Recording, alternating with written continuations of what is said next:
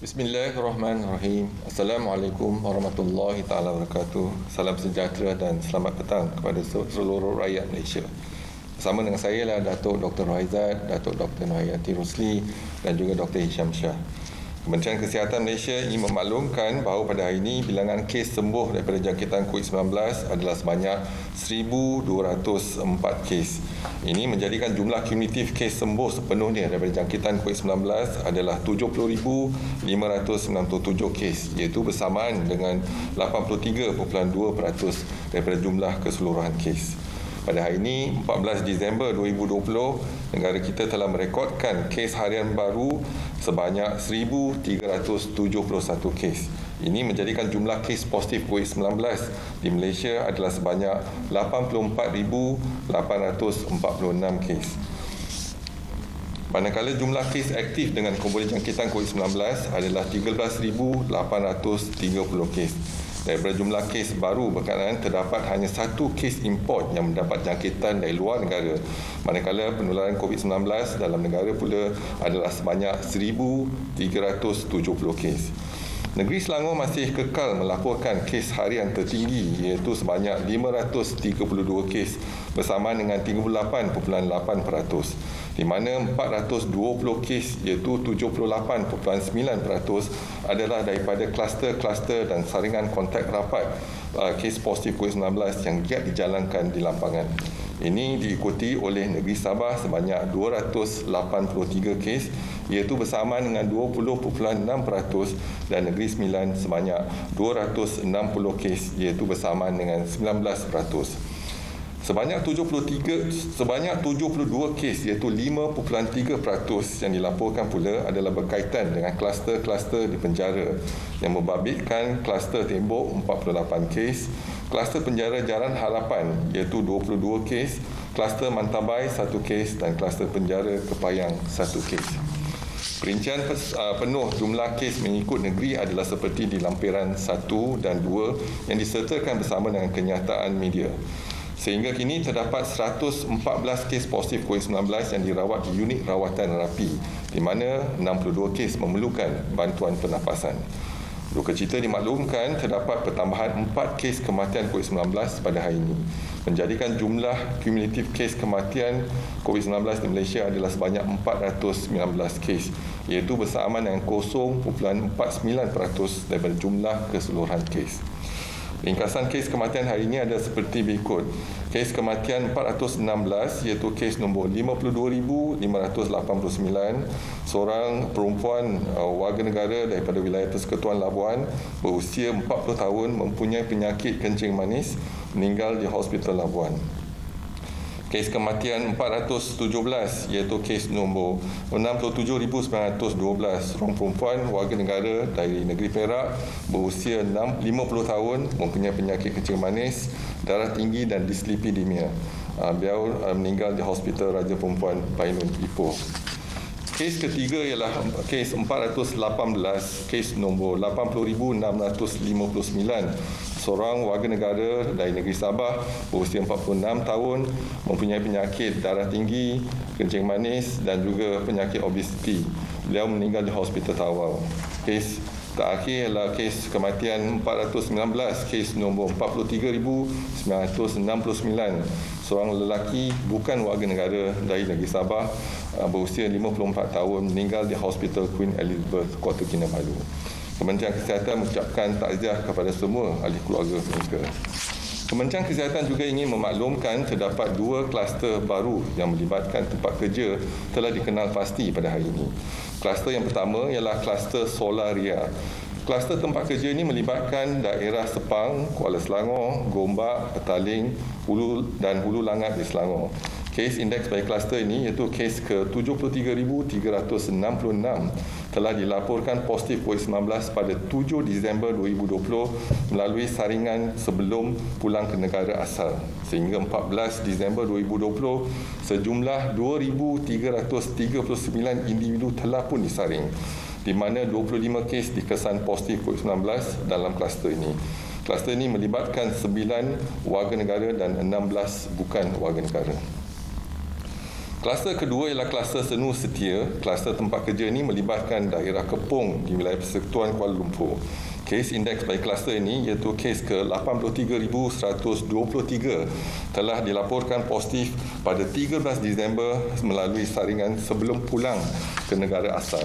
Sehingga 14 Disember 2020, sejumlah 26 individu telah disaring di mana 13 kes positif telah dikesan. Kesemua kes dalam kluster ini merupakan bukan warga negara. Kementerian Kesihatan menasihati orang ramai agar terus patuhi saranan serta nasihat-nasihat kesihatan yang sering ditekankan, iaitu elakkan 3S, elakkan kawasan yang sesak, elakkan kawasan yang sempit dan elak sembang dengan jarak yang dekat. Amalkan 3W, iaitu amalkan wash, wear dan warn. Patuhilah kepada SOP sebagai norma baru. Kementerian akan terus memantau perkembangan kejadian jangkitan dalam negara dan juga luar negara melalui maklumat yang diperolehi daripada pihak WHO. Orang awam akan sentiasa dimaklumkan sebarang perkembangan terkini dan kementerian akan memastikan langkah pencegahan dan kawalan dilaksanakan secara berterusan. Seterusnya, perhatian kepada kes seharian COVID-19 dan ramalan kes di Malaysia dari 12 September sehingga 15 Disember 2020. Kita mula dengan R0 2.2 iaitu jangkaan kes terkumpul R0 2.2 kalau tidak ada PKPB adalah 4 juta penduduk akan dijangkiti. Tetapi PKPB telah berjaya menurunkan kadar kebolehjangkitan daripada 2.2 kepada 1.1 hari ini. Semakan kita adalah semalam kita ada 1,229 kes, iaitu sedikit kurang pada jangkaan unjuran 1.1 iaitu 1,453 kes. Pada hari ini kita ada 1,371 kes, juga kurang pada 1,453 kes, iaitu kurang pada R0 ataupun RT 1.1. Dimaklumkan juga laporan penggembara dan pengusahawatin tetap yang kesan positif COVID-19 yang pulang luar negara dari 3 April sehingga 14 Disember 2020 adalah sejumlah 1,392 kes. Pada hari ini hanya ada satu kes import yang pulang daripada Emirates Arab Bersatu. Dilaporkan juga jumlah kumulatif ujian COVID-19 untuk warga asing sehingga 14 Disember 2020 adalah sejumlah 187,153 individu. Daripada jumlah tersebut, 33,044 kes adalah dikesan positif dan 7,818 kes masih dirawat di ward dan 16 kes dirawat di ICU. Jumlah kes kematian untuk warga asing adalah 70 kes, iaitu bersama dengan 0.21%. Setakat 14 Disember 2020, sejumlah 418 kluster telah pun dilaporkan dan 227 kluster telah tamat tempoh pemantauan untuk 28 hari termasuk 2 kluster pada hari ini, iaitu kluster Benteng Lahad Datu di Sabah, iaitu melibatkan 1,146 kes positif di mana 675 adalah warga negara dan 471 adalah bukan warga negara dan juga melibatkan satu kes kematian. Kluster yang kedua yang tamat ialah kluster Green Hill di Kuching, Miri, Bintulu, Sarawak, melibatkan 91 kes, 87 warga negara dan juga 4 bukan warga negara dan tiada kes kematian. Daripada 191 kes aktif, kita dapati laporan kluster COVID-19 yang aktif di Malaysia sehingga 14 Disember 2020 adalah sejumlah 191 kes aktif. Dan daripada jumlah tersebut, 46 kluster ada pertambahan kes pada hari ini dan 148 kluster tiada pertambahan kes. Kluster yang pertama ialah kluster Ceram di Seremban Negeri Sembilan, ada pertambahan 220 kes dan jumlah kes adalah 426. Jumlah yang disaring adalah 1,446. Kluster kedua ialah kluster Tapak Bina Muda, ada pertambahan 143 kes, jumlah kes 348. Jumlah yang disaring 2,538. Kluster Teratai masih ada pertambahan 81 kes menjadikan jumlah kes 5,531 kes. Jumlah yang disaring ialah 8,722 individu. Seterusnya kluster Suruling ada pertambahan 76 kes, jumlah kes ialah 1,287. Jumlah individu yang disaring adalah 2,840. Kluster Tembok masih ada pertambahan 48 kes, jumlah kes ialah 2,807. Jumlah yang disaring adalah 11,469. Kluster Ria 30 Sabah ada pertambahan 46 kes, jumlah kes ialah 656. Dan jumlah yang disaring adalah 6,946. Seterusnya ialah kluster Tapak Bina Daman Lillah. Masih ada pertambahan 25 kes. Jumlah kes setakat ini ialah 1,883. Jumlah yang disaring ialah 3,743. Seterusnya ialah kluster Penjara Jalan Harapan. Ada pertambahan 22 kes. Jumlah kes 911. Jumlah yang disaring adalah 2,659. Kluster Bah Manggis masih ada pertambahan 13 kes. Jumlah kes ialah 287 dan jumlah yang disaring 2,430. Seterusnya ialah kluster Tapak Bina Rimbun di Seremban ada pertambahan 13 kes. Jumlah kes 29. Jumlah yang disaring 291. Kluster Dajadu di Sabah ada pertambahan 11 kes, jumlah kes 372, jumlah yang disaring 2,072. Kluster Dan Mutiara ada pertambahan 9 kes, jumlah kes 32, jumlah yang disaring 228. Kluster Tapak Bina Jalan Stadium masih ada pertambahan 8 kes, jumlah kes 55, jumlah yang disaring 890. Kluster Solaria, ini kluster yang baru di Selangor, ada pertambahan 8 kes, jumlah kes 25 dan jumlah yang disaring setakat ini adalah 2,339.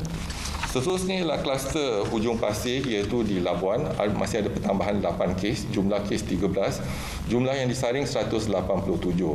Kluster Desa Pinang ada tambahan 7 kes, jumlah kes 83, jumlah yang disaring 290. Kluster Langkah Suka di Johor ada tambahan 7 kes, jumlah kes 28, jumlah yang disaring 241. Kluster Enggor masih ada pertambahan 5 kes, jumlah kes 362, jumlah yang disaring 1,962. Kluster Tapak Bina Jalan Perangan masih ada pertambahan 5 kes, jumlah kes 80, jumlah yang disaring setakat ini ialah 1,290. Seterusnya, pertambahan kes pada kluster-kluster yang lain boleh dirujuk kepada lampiran di dalam kenyataan media. Dimaklumkan laporan kapasiti harian 63 makmal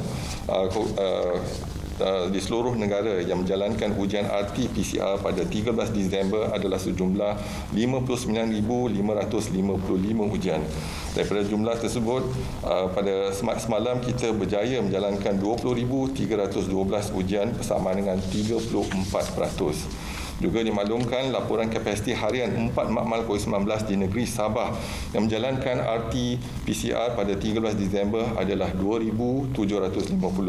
Semalam di negeri Sabah kita berjaya menjalankan 1,880 ujian bersama dengan 68%. Dimaklumkan juga laporan sampel ujian RT-PCR dari negeri Sabah dan Labuan yang dihantar ke Semenanjung melalui TUDM dan pos laju dari 15 Oktober sehingga 13 Disember 2020 adalah sejumlah 91,176.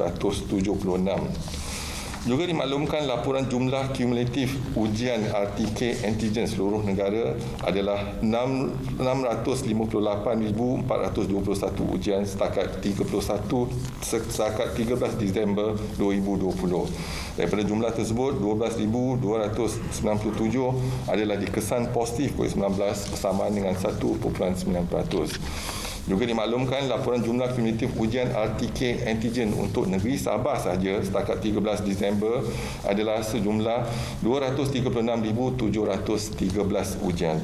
Daripada jumlah tersebut, 9,963 ujian adalah dikesan positif COVID-19 bersama dengan 4.2%. Dan pada hari ini dapat kita simpulkan 1,371 kes positif COVID-19 telah dilaporkan dengan 4 kes kematian, 2 kluster baru dan 2 kluster telah tamat tempoh pemantauan dan juga 1 kes import. Dan saya buka kepada sebarang pertanyaan dan Pertanyaan yang saya terima persoalan yang pertama ialah Adun Bukit Gasing menggesa Kementerian Kesihatan menyemak semula takrifan kontak rapat COVID-19 agar sejajar dengan takrifan Pusat Kawalan dan Pencegahan Penyakit CDC Amerika Syarikat. Katanya usaha ini perlu dilakukan bagi membendung penularan COVID-19 dengan lebih baik. Apakah pihak Kementerian Kesihatan akan semak semula takrifan berkenaan? Jadi kita menggunakan definisi kontak rapat daripada pihak Pertubuhan Kesihatan Sedunia adalah direct physical or face-to-face contact with the probable of confirmed cases with 1 meter and for prolonged periods of time when not wearing protective or appropriate PPE.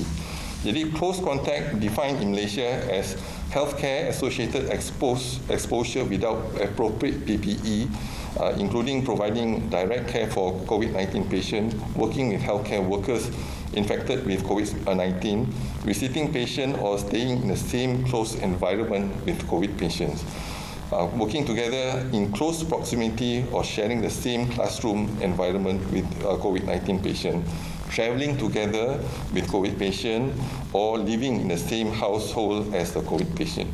So namun begitu pihak kementerian akan menyemak definisi daripada masa ke semasa. Ini adalah definisi yang kita guna pakai daripada Pertubuhan Kesihatan Sedunia. Soalan kedua yang telah diajukan ialah, what is your advice for those from red zone who are travelling across border?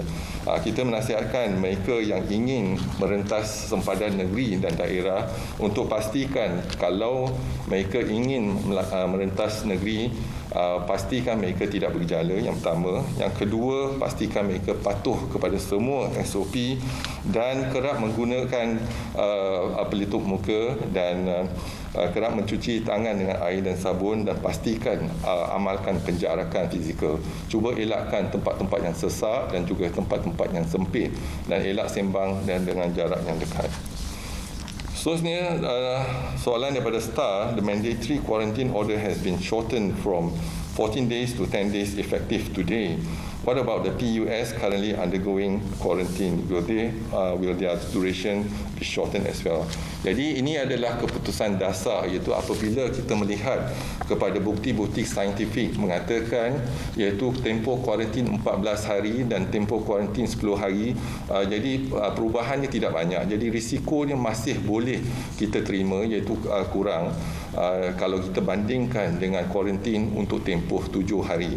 Jadi Kementerian Kesihatan telah pun berbincang dan kita berguna pakai data-data saintifik untuk menyokong kuarantin untuk tempoh 10 hari. Dan ini akan kita laksanakan pada hari ini. Dan mereka yang sedang di kuarantin, menjalani kuarantin akan juga dipertimbangkan untuk kita kuarantinkan untuk tempoh 10 hari. Jadi mungkin ada isu logistik, kita akan melihat kepada isu logistik tersebut, tetapi kita juga akan menjalankan ujian. Jadi ujian pada hari ke-8 ataupun hari ke-9 kita akan jalankan ujian, dan ujian negatif baru kita boleh lepaskan pada hari ke-10. Itu saja soalan-soalan yang saya ada, dan juga satu lagi soalan yang terakhir ialah daripada NST. It was reported that top glove security guard has died of COVID-19. Can we get the detail? Memang benar, semalam kita ada satu kematian, iaitu pengawal keselamatan yang berusia 29 tahun daripada Nepal, dan beliau mendapat jangkitan dan juga berjala COVID-19, dan apabila dimasukkan ke hospital dan sudah ada peringkat yang lewat, iaitu peringkat ke-4 dan ke-5, dan beliau dimasukkan ke unit rawatan rapi, dan kita telah memberi rawatan sebaik mungkin, tetapi beliau meninggal sebab komplikasi paru-paru daripada jangkitan COVID-19. Itu saja soalan-soalan yang saya terima, dan saya akhiri dengan wabillahi taufiq wa hidayah. Wassalamualaikum warahmatullahi taala wabarakatuh. Terima kasih.